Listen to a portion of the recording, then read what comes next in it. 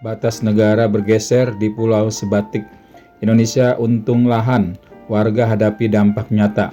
Pergeseran batas wilayah negara selalu menjadi isu sensitif. Ia bukan sekadar soal garis di peta, tetapi menyangkut kedaulatan, hak warga, dan wajah negara di mata tetangga. Itulah yang kini terjadi di Pulau Sebatik, wilayah perbatasan Indonesia-Malaysia di Kalimantan Utara, setelah kesepakatan bilateral terbaru antara dua negara. Hasilnya Indonesia justru mendapatkan tambahan wilayah lebih besar dibanding Malaysia. Namun di balik keuntungan teritorial itu ada puluhan warga yang terdampak langsung, bahkan harus merelakan tanahnya masuk ke wilayah negara lain. Hasil kesepakatan Indonesia dapat 127 hektar. Pergeseran batas wilayah di Pulau Sebatik terjadi berdasarkan hasil kesepakatan Outstanding Boundary Problem (OBP) yang dibahas dalam sidang ke-45 Joint Indonesia-Malaysia Boundary Committee. Kesepakatan ini merupakan forum resmi kedua negara untuk menyelesaikan persoalan batas darat yang belum tuntas selama puluhan tahun.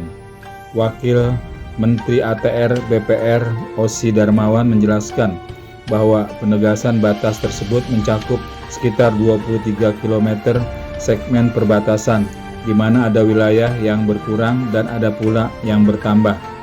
Hasilnya, Indonesia mendapatkan hak wilayah seluas 127 hektar, sedangkan Malaysia memperoleh 4,9 hektar.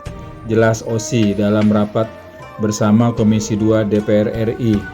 Secara angka Indonesia jelas lebih diuntungkan, namun keuntungan negara tidak selalu berjalan seiring dengan kenyamanan warga di lapangan.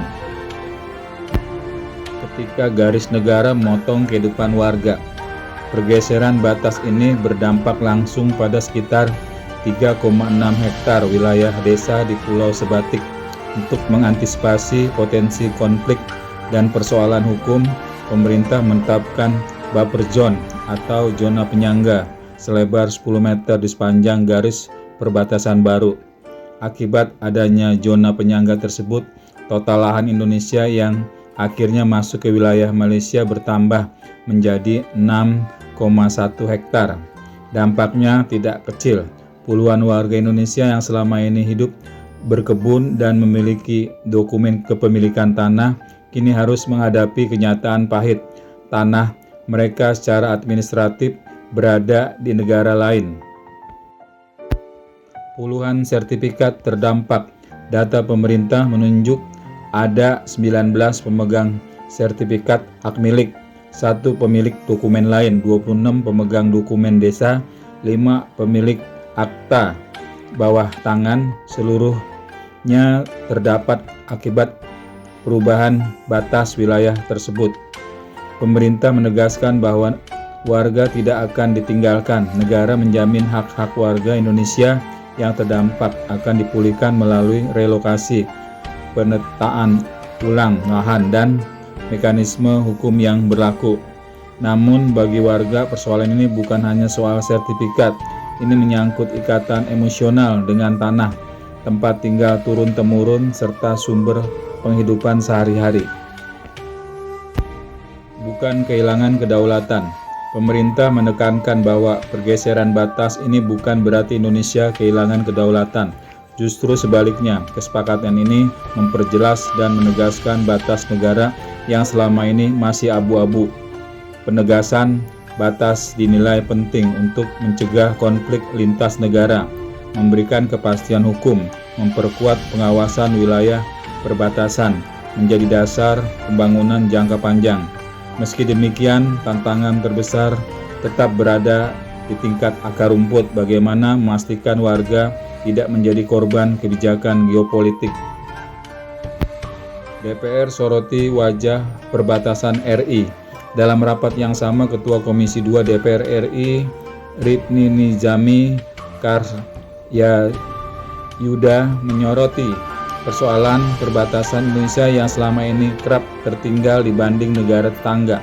Menurutnya, pembangunan perbatasan tidak boleh berhenti pada infrastruktur fisik semata. Kita harus menghadirkan wajah perbatasan Indonesia yang tidak selalu jauh kualitasnya dibanding dengan negara lain, baik dari sisi infrastruktur, pendidikan, kesehatan maupun wilayah publik, tegas Rifki.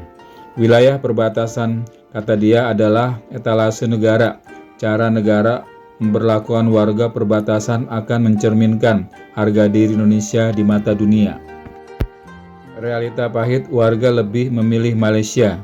Rifki juga menyinggung realitas sosial yang selama ini terjadi di perbatasan Indonesia-Malaysia.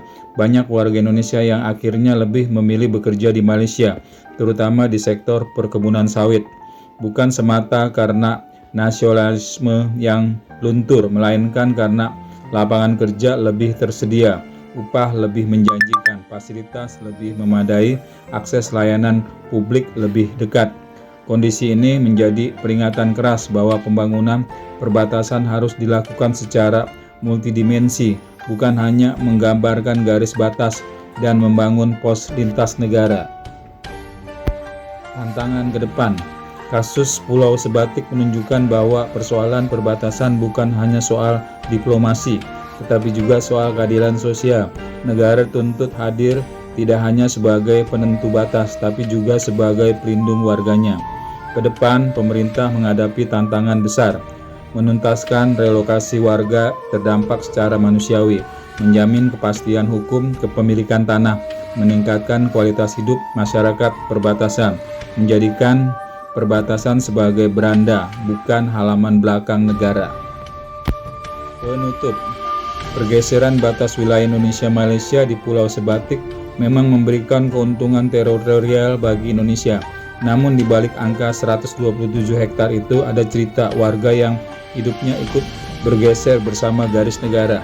Ini ujian sungguhnya bagi pemerintah, bukan pada meja diplomasi, melainkan di lapangan. Apakah negara benar-benar hadir untuk warganya di garis terdepan NKRI?